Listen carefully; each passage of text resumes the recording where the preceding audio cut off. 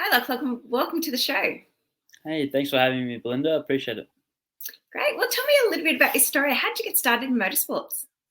So, when I was seven, sorry, a bit before that, my dad and my uncle, and also my grandfather had all been involved in motorsport in one form or another.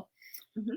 My grandfather was one of the first people in truck racing, which was really popular in Sydney back in kind of the 80s and 90s, Yeah. and that was mainly done at Oran Park, and that was right in the centre of Sydney, and it had huge crowds, and that was a different kind of motorsport, and they were involved in that. And then also my dad was racing in dirt track speedway in sprint cars, Oh, and cool. that was from kind of through the mid 80s and 90s, and then I guess kind of from what he'd done there, and also my uncle racing quite competitively in sprint cars around Australia.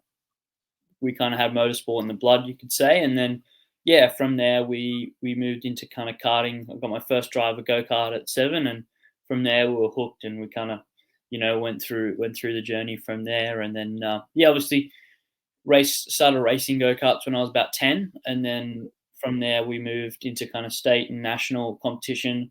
And then when we were 14 in 2017, we moved into Formula Ford, and that was a really good couple of years there. We did the state series for the first year and the national series in 2018 and 2019, and we had some really good results there. And then year off in 2020, like a lot of other drivers, and then stepped into TCR in 2021, and here since then, and really a really cool journey so far.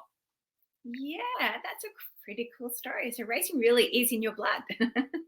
Yeah, definitely. It's you could say I had no hope really of going racing either way, but with kind of the first driver go-kart to now, I've been really motivated to kind of work on it and do well in it. And obviously with TCR now, we're really happy with where we're at.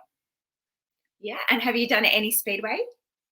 No, I really would like to. That's definitely something on the bucket list. Obviously growing up, I was always, at the speedway at the old Parramatta now, and also, been to a couple at the new Eastern Creek Speedway, and it's really cool. Have you been to the new Eastern Creek one? Yeah, been a couple of times now. It's an incredible facility. Obviously, it's sad that Parramatta's gone and the history that had, but the new Eastern Creek Speedway is it's pretty incredible. The investment from the government, just makes it a seriously good facility, for any motorsport, especially speedway. So it's cool to see. And has Dad been out there? What's Dad's thoughts about it? Yeah, it's cool. Obviously, Dad had raced at Parramatta, so it's kind of sad to lose that. But Yeah. it's just as a fan of the sport, it's pretty hard to be unimpressed by that place. So it's cool. We've been out there a couple of times, and it's pretty cool facility. So other than your dad and your grandfather, who else inspires you in motorsports? I guess Dad would be my main kind of inspiration, because obviously, motorsport's a business, and you've really got to make sure that it makes sense the way you go racing. And Dad has been there in business and motorsport, and I feel like he's a great person to kind of lean on for any advice that he may be able to give, or any questions I have. So kind of Dad's been the main inspiration, and kind of growing up, I never really followed a specific driver. I obviously really liked, the Australian supercars and that in all its old iterations. But kind of never really particularly followed one driver. Kind of just really enjoyed, a good race, or things like that. But kind of I'd say Dad would be the kind of main inspiration for sure. And so, obviously, as you mentioned, you've done karting, Formula Ford, TCRs. What's your bigger plan? What does your life in motorsport look like? Or what's the Look, goal? I just think, like any driver, it's to be a professional. I think obviously TCR is a fantastic category that it's got some really good profile in Australia, with some really top level teams and drivers competing, and then Mhm. obviously the international element of market relevant cars that race in the same spec overseas is obviously really good too. So I think if we can keep at TCR in Australia for the next couple of years, and really see where the category goes and take it from there, I think that would be a good plan. But yeah, where you've got to be flexible in motorsport, and if I had my goals set to race fair supercars in 5 years ago, TCR wasn't even a category. So you've always got to kind of keep yourself flexible and see what the best opportunity is at the time and go from there. But we're really happy with TCR and where we're at the moment. And I think if we can start to move ourselves up the grid in a competitive field, that's just the goal. Yeah, and it's great. Like they've just signed on for another 5 years, so at least that's secured within Australia. And of course, with the TCR competition, it does give you that opportunity to go overseas as well, doesn't it? Yeah, definitely. I think if the caliber of drivers in Australia, I think really gives TCR Australia a good profile. Obviously, you've got guys like Chaz who won it last year, and obviously, the guys like Fabian and Tim Slade who have come in this year. I think that gives the category good profile overseas. And you look at the field this year. In qualifying, all the times so close to spread out the field, and when you've got guys like that in the field, it obviously cements the competitiveness. So yeah, I think if we can keep at it here, and TCR racing in Australia is only going to get more competitive. So I think it's a really good place to cut our teeth and learn. Yeah, and you've just come off your last round at Bathurst. Tell us, for those who's never been around Bathurst, what is Bathurst really like? Oh, it's pretty incredible. The first ever time that you drive out the gate and head up the mountain for the first time, it's pretty incredible. And then obviously, yeah, the going from there, it's every lap's just incredible, and you've got to treat the track with so much respect because as you've seen, many times before, it's bitten many of people. So you just got to kind of build up lap by lap and take it as it comes. But yeah, it's pretty hard to describe in words that place. Yeah, and has your dad been lucky enough to go around there before? No, because obviously Dad went and obviously stayed down the dirt track route, so hasn't been around there in a race car. Obviously, like a lot of others have done it as a closed road, but not as a racetrack. But yeah, we might have to change that soon. Yeah, well, at least you've got that upon him. For sure. So when you're not at the racetrack, what's your day-to-day look like? Yeah, so I work in our family business. So our family is Southern Star Truck Centre. We run a used truck dealership based in Bowral and Sydney, and we sell, buy and sell, all range of trucks from small car license trucks to full B double trailer combinations and anything in between. So that's a really good time to spend my time first years out of school working, because it's in a family business, you've just got to kind of jump at any tasks that need to be done, and every day is different and exciting. And yeah, obviously you learn a lot of different things, and it's really great because obviously it's kind of automotive, it's mechanical, it's business, and I think all them kind of traits really help with developing a career in motorsport. And also networking opportunities as well. 100%. That's right. That's what it's all about in motorsport. And if you can just keep meeting people in general, yeah, as you say, the network is pretty important. And if you can just keep developing it out from there, that's what keeps you on the track. Yeah, and you do a little bit of driver training as well. Yeah, it's kind of split my time kind of three ways. I've got the things we do with Southern Star, and then we've also got some driver training gigs that I do as well, with both private coaching and for a organisation called Track School, who run track days at Wakefield Park and also in Albury. And yeah, that's obviously a really good way to, again, network and just keep yourself at racetracks, which is always important. If you can keep driving, it just keeps your tools sharp, which is important. And then obviously running our own team in TCR, being the team kind of owner, we're always kind of pushing to kind of find sponsors and obviously organize the team and make sure the car's prepared and our team's ready to go for all the events. So yeah, kind of splitting our time three ways like that. It keeps us busy, but I wouldn't want any other way. I think that's a good lead on to my next question, is that you are a privateer. Obviously, you made that decision. What was the way up between going by yourself as opposed to joining an established team?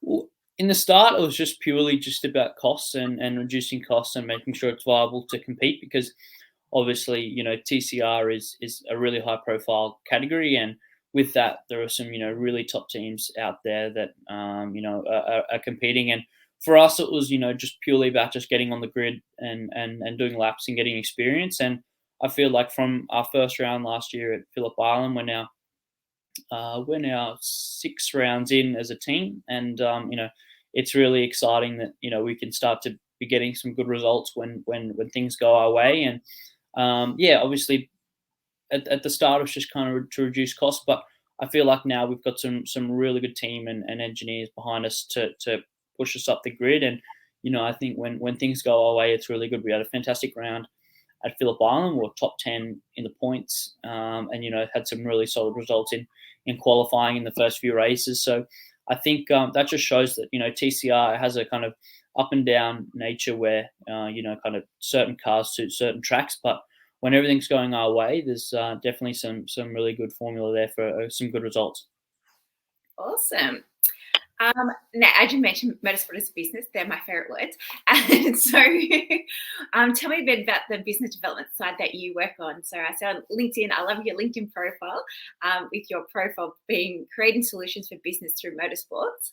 I love that. Do you utilize LinkedIn a lot for partnership development? Yeah, it's obviously important that, motorsport costs money and you've got to kind of pay for it one way or another. But, motorsport and especially TCR is great that obviously, there's a lot of really good factors that are really good positives for it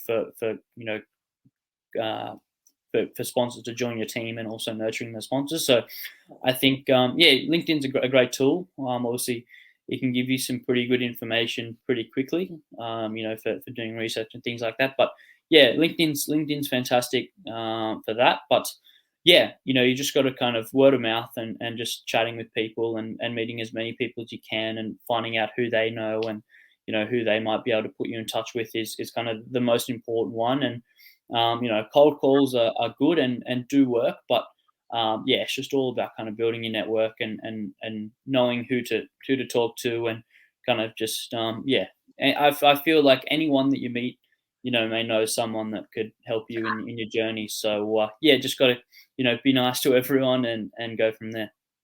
That's what they say. You're a constant walking billboard, aren't you? In the sense of trying to continue to pitch a story, because you never know who knows anybody. That's what I always say. I said, just tell people your story. Make sure you've got a story first of all, but then tell everybody your story, because lots of people like to get on to your journey. Apart from LinkedIn, what other kind of social media platforms do you use, and what do you prefer to use?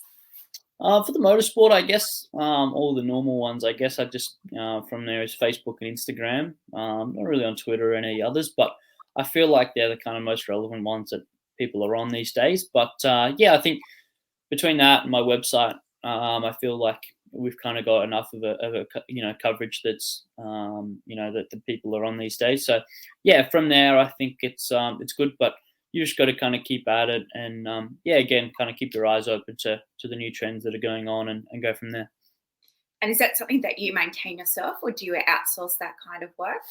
Yeah, so I do all the social media work, all the kind of channels and my website, but from there we've got an agent who does our press releases, who does a fantastic job there. Awesome. Now I saw on Instagram on your bio there you've got a few blokes incorporated. What's that all about? Looks kind of fun. So that's a group of kind of friends that we have. It's mainly a bit of a laugh, but there's kind of a group of us that kind of all friends in motorsport, and then that's just a good way to kind of have a bit of fun, and it's kind of a nice lighthearted, you could kind of call it a bit of a meme page, but it's it's kind of just something that naturally kind of come together. But it's funny. We have some videos of our racing and stuff like that up there. So yeah, it's all a bit of a laugh. Obviously there's a lot in motorsport that once you're at the track, you got to be really kind of professional and really focused on everything that's going ahead. And I really like that aspect of it. I think the pressure and things like that is really good. But that's a kind of a bit of a thing that we have during the week, kind of let our hair down, which is a bit of fun. Awesome. So you did mention that, so it's like the PR side of things. So looking at your website and everything, your brand seems very strong. Is that something that you've worked on, or again, have you had some assistance with building your brand, like with your logo development and things like that?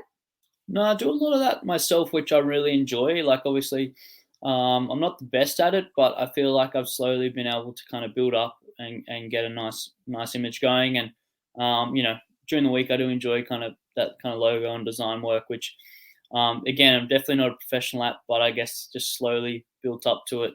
And kind of if you can get everything looking kind of similar and nice between the car and your website and social media, I think that's a really good thing to kind of start to get people to view kind of a whole brand. There's always definitely people always looking at your Instagram and your Facebook and your social media and kind of your car. But if you can kind of build that all together to be one kind of uniform look, I think that's really really important. And what kind of tools do you use in order to do that design? Do you use We've Adobe got, or Canva yeah, or I've got the Adobe Illustrator is the main one I use. Again, I got no real idea how I'm doing it. It just kind of falls together. But yeah, that's kind of the way you got to do things sometimes. Yeah, that's awesome. Learning new skill sets as you go along. And I recently saw that you did some media training with my girlfriend Shelley. Is that right?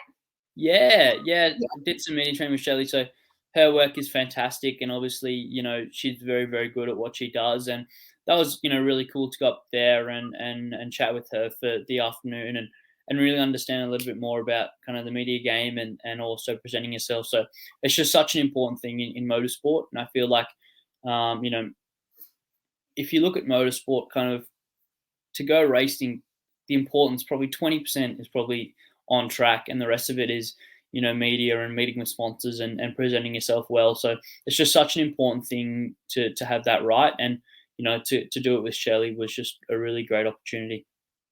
Yeah, so Shelley's actually one of my friends, and so we actually do Wow. refer to her business. So for anyone that is listening today, I'll put in Shelley's details for the media training, because for you guys at Motivate who do listen, you would get 20% off her actual media course. So yeah, she used to be one of my personal training clients back in the Wow, day. there you go, small world. Yeah, that's right. I should do her course, but no, I haven't actually undo. But I was very excited when I saw that you were doing her course. So well done. Awesome. Yeah, and again, like just trying to do any of that personal development work on yourself, as you said, it is 20% racing and 80% offset. Even when you're speaking to the supercar drivers, they know pretty much, like when they attend the event, the Thursday, Friday is pretty much all the media commitments that they have to undergo. More so than the actual racing. Sometimes it's more than the actual racing event, depending on the event they're actually attending to. So apart from that off-track things, what about around about fitness training? Do you do any specific training for fitness work? Do you work with a coach? Do you get mountain bike riding, rock climbing, anything exciting? Yeah, so I've got a personal trainer here in Bowral where I live in just south of Sydney, and yeah, we go twice a week in the mornings, which is good. Obviously, gets you out of bed and keeps you accountable, which is important. But yeah, from there, I'm in the gym, kind of probably that's in the mornings, and then probably another once or twice a week just in the gym in the evenings with a bit of a program. So I think yeah, it's obviously important, but I feel like there is nothing like seat time and some of the specific things in motorsport that you got to kind of build up are again that come from seat time. But obviously, any fitness is really good. But yeah, definitely, it's definitely an important part. These TCR cars that we're in, they get quite hot in the cabin, and you speak to a lot of the supercar guys, and they're saying even hotter than the supercars. The supercars obviously have a lot of aids for driver cooling. You've got cool suits and helmet fans and things like that. Where the TCR, it's what you've got. And yeah, obviously the engines are turbocharged, and the turbocharger is right behind the engine, which is just kind of really near our feet. So the heat and temperature that's generated there is quite large, and kind of your feet do get quite warm. But Yeah, yeah, I've met some drivers that have burnt their feet. Yeah. yeah. There's not much you can do about it, which is just part of it, and you've got to kind of be prepared for it. But a lot of the time, the adrenaline just keeps you going, and when you spend every day of the week to kind of go racing, once you're finally in the car, there's you're not going to even think about it. You just kind of your mind's focused on driving.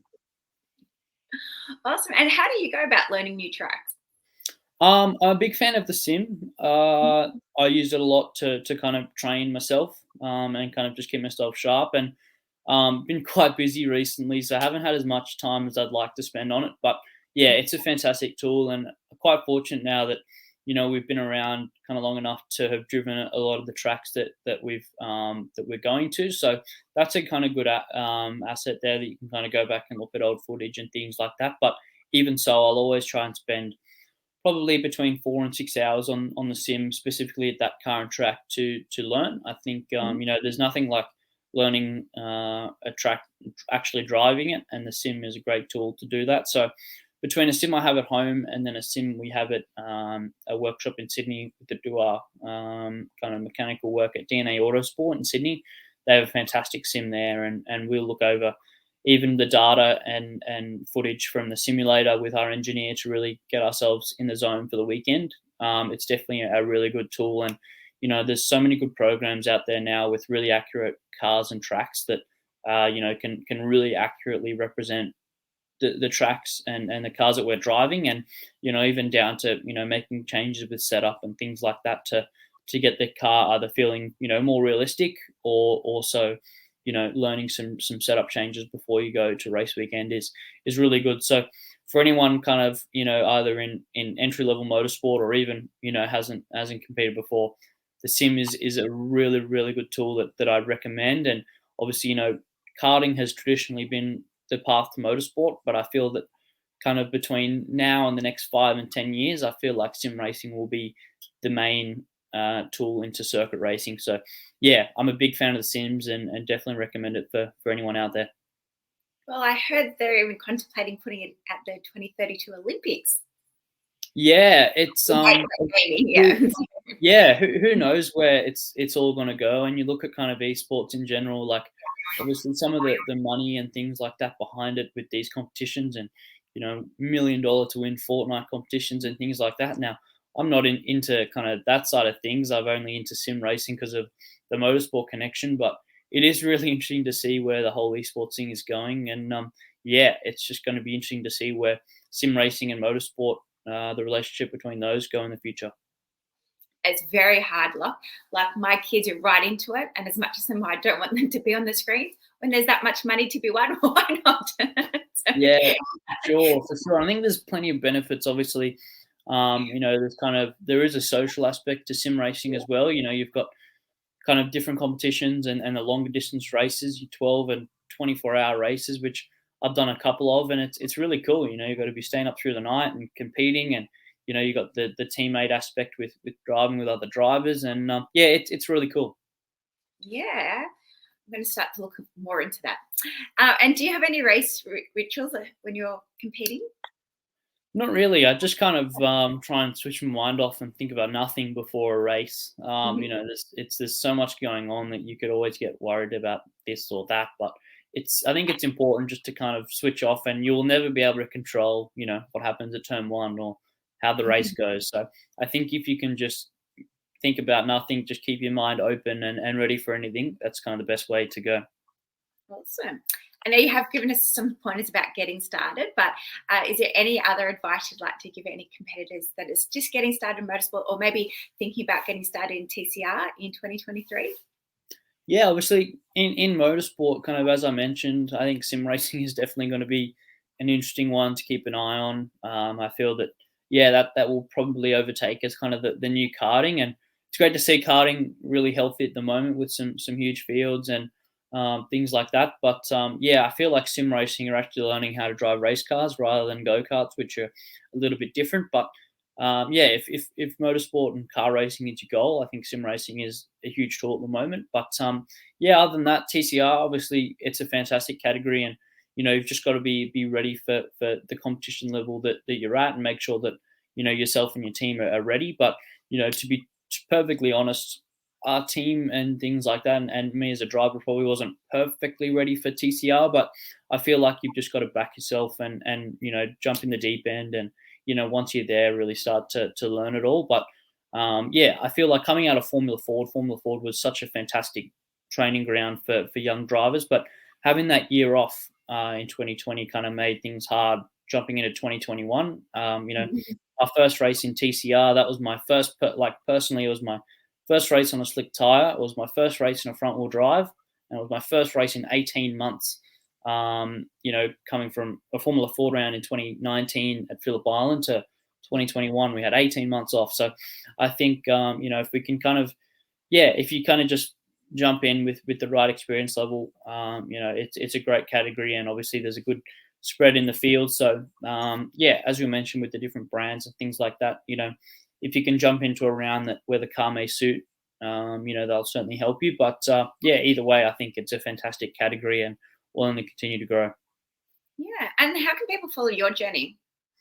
Just all through my social media channels. Obviously, we've got two Facebook pages. We've got Purple Sector for our team and Lachlan Mineeff Motorsport as our page, and then my Instagram, Lachlan Mineeff, and then kind of our website at lachlanmineeff.com. So apart from that, that's kind of normal ones, and each of those will channel you to the other. So just find one of those and go from there. Awesome. And even though this is a podcast, but we do have a video live, how do you go with helmet hair? I mean, you've got a beautiful it's hard. It's hard, obviously. I don't have the easiest haircut to manage, but it's hard. Helmet hair is a weird one. Like you can get lucky and you come out, looks really good, and then other days it looks like a bird's nest. But either way, you'll be right. Fantastic. Well, one more question. What is your favorite racetrack in the world and why? The best one I've driven has to be Bathurst. Obviously, it's just such a historic track, and it's just not like none other. Obviously, you hear other drivers, that have done everything in the world. You kind of say, the Nordschleife in Germany is kind of one of the others. But, for us in Australia, I feel like Bathurst is definitely the top track here. And then kind of parallel second would probably be Phillip Island and the Bend. They're just some really cool fast tracks that, we're really lucky to have here in Australia. And then, from there, obviously, there's no real bad tracks in Australia. They're all really cool and unique and have some great character. So, from there, I have to say Bathurst is number one. Fantastic. Well, thank you again, Lachlan, for joining me. All the very best for the rest of the 2022 race season, and we'll look forward to continue following your journey. Awesome. Thanks for having me. Cheers. Thank you.